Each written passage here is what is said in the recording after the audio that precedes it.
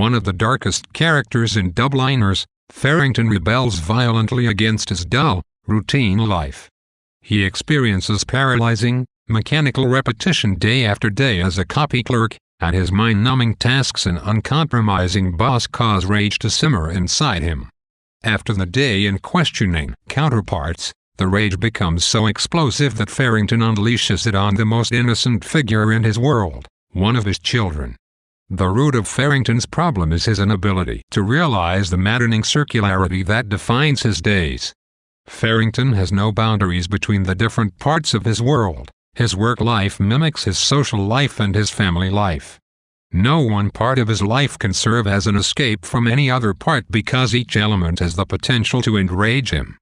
Farrington consistently makes life worse for himself, not better. He slips away from work as he pleases, insults his boss, and matter-of-factly pawns his watch to buy alcohol. Though each small rebellion makes him momentarily happy, the displaced rage simply reappears someplace else, usually exacerbated by his actions. This lack of mindfulness about the consequences of his actions spills over into Farrington's anger, over which he appears to have little or no control.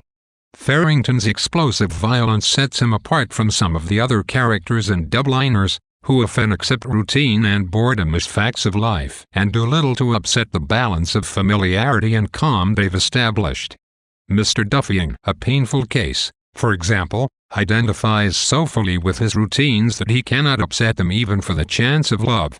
Evelyn, too, chooses her familiar routines instead of leaping into the unknown, even though those routines are far inferior to the possibilities before her.